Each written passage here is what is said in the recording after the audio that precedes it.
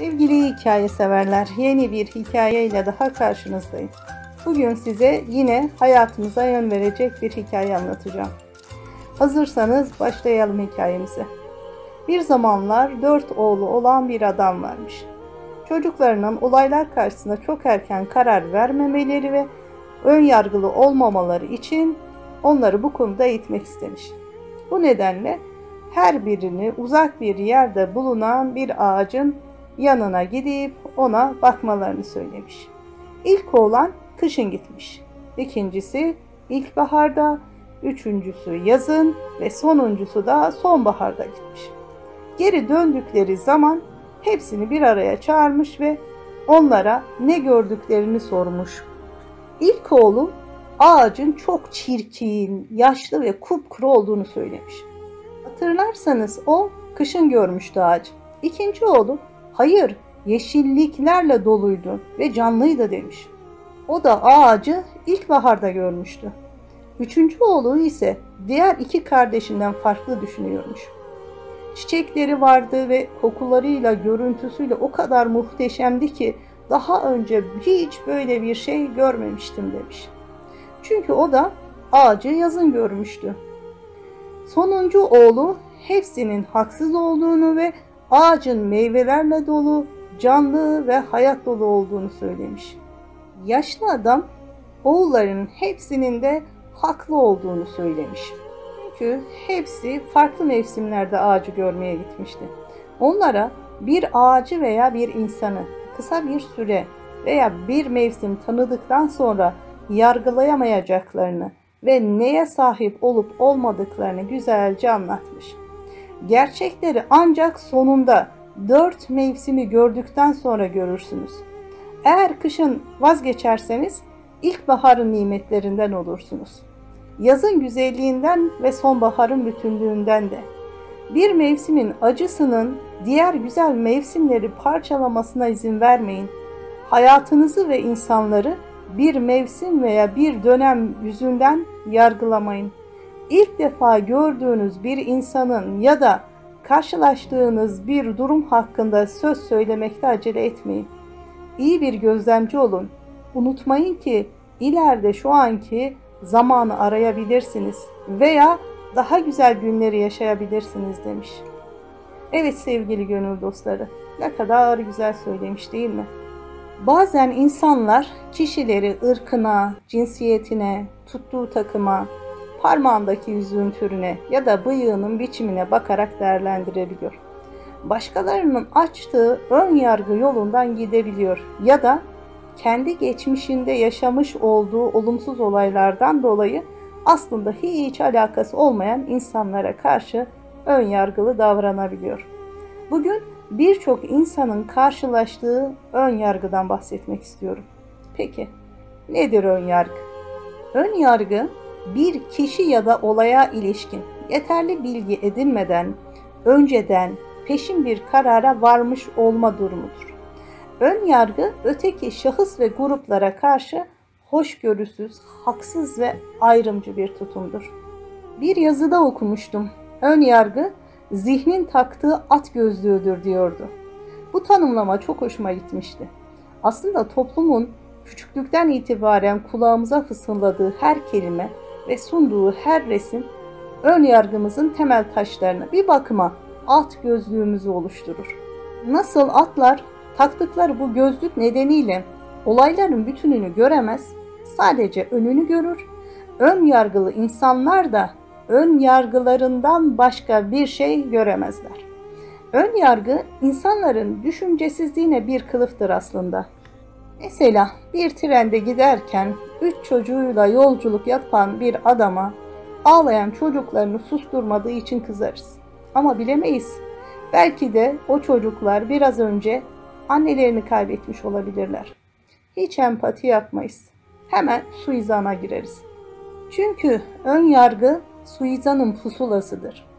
Ön yargı bireylere, düşüncelere, belli bir insan topluluğuna ya da nesnelere ilişkin olabilir. Ön yargılar kişinin ya da topluluğun ya karşısında olmak ya da yanında olmak biçiminde ortaya çıkar. Ama genellikle olumsuz yani karşı olmak biçimi ağır basar. Ön yargılar bazen de acele karar vermekten kaynaklanır. Bir iki tecrübeden sonra hemen genel geçer bir hüküm çıkartılır. Eğer ön yargılar davranışa dönüşür ise artık bunun adı dışlamadır. Yani ön yargı bir tutum iken dışlama ise bir davranıştır. Ön yargı bazen belli gerekçelere ve ön bilgilere dayansa da haklı gerekçesi olmadan diğerlerinin kötü olduğunu düşünmektir. O işin doğru olup olmadığını hiç araştırmaz insanlar. Ön yargı bir taraf tutma biçimidir. Sakız gibi bir kez bulaştı mı uzar gider, yapışır kalır insanın üzerine.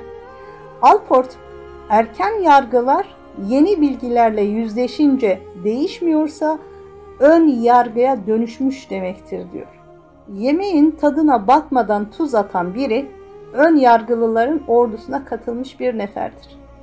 Ön yargılıların baskın olduğu toplumlarda kendisini ifade edebilmek, kurak topraklarda gül yetiştirmekten daha zordur.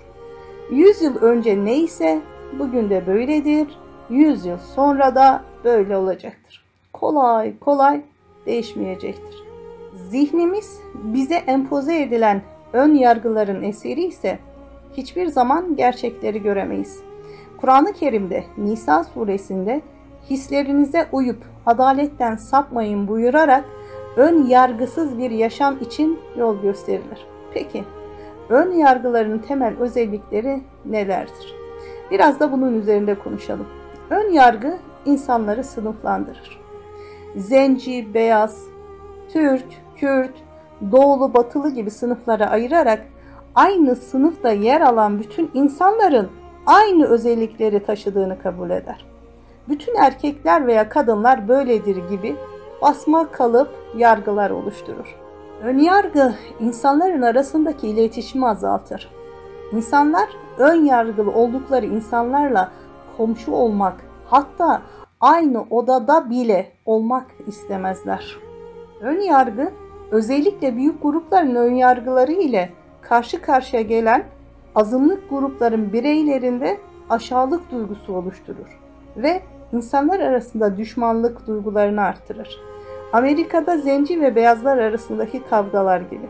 Bu sadece Amerika'da değil, ön yargının hakim olduğu her yerde görülen bir çatışmadır. Sadece figüranlar değişir. Peki nasıl kurtuluruz bu ön yargılarımızdan? Hadi biraz da bunun üzerinde konuşalım. Hayatımızdaki ön yargılarımız bizi mutsuz eder. Bir fanusun içine sıkışmış gibi hissetmemize neden olur. Sorunlarımızı çözme konusunda çoğu zaman bizi çaresiz bırakır. Önyargılar insanları yalnızlaştırır, ruhsal çöküntülere ve çoğu zaman da başarısız olmalarına neden olur. Önyargılarımız insan ve durumları doğru değerlendirme becerimize zarar verir. Bu konuda seçim bizimdir. Ya ön yargılarımızla birlikte yaşamaya devam eder ya da onlardan kurtulmak ve doğru değerlendirmeler yapabilmek için yollar ararız. Bazen ön yargılı olduğumuzu itiraf etmekten korkarız. Unutmayalım, ön yargılarımızın olması kötü bir insan olduğumuz anlamına gelmez. Ancak bunların farkında olmamız ve kurtulmak için çaba göstermemiz gerekir. Önyargıdan kurtulmanın yollarına bakarsak, ilk önce kendimize bu kişi farklı bir gruptan olsaydı hakkında aynı varsayımda bulunur muydum sorusunu sormalıyız. İkincisi, ön yargılarımızın bize sağladığını düşündüğümüz yararların neler olduğunu belirlemeli ve zararlarıyla karşılaştırmalıyız. Üçüncüsü, kendimize şu soruyu sormalıyız. Ön yargılarımın kaynağı mantıklı ve geçerli mi? Bu sorunun yanıtı çoğu zaman hayır olacaktır. Yanlış düşüncelerimizin kaynağında belki yaşadığımız kötü deneyimler vardır. Dördüncüsü, empati kurun. Aynı durumda ben olsam bana nasıl davranılmasını isterdim sorusuna cevap verin. Beşincisi, ön yargıların yeniden güçlenme olasılığına karşı dikkatli olun. Başkalarının açtığı ön yargı yolundan gitmek zorunda olmadığınızı bilin. Atoma bile hükmetmekten bahseden insan ön yargılarına neden hükmedemesin ki? Evet sevgili gönül dostları, kişileri ırkına, cinsiyetine, tuttuğu takıma, parmağındaki yüzüğün türüne ya da bıyığının kesimine bakarak değerlendirmeyelim. İnsanları yaftalamayalım. Biz bugün başkalarını ön yargılarımızla yaftalarsak bir gün bizi de başkaları istemediğimiz şeylerle yaftalar.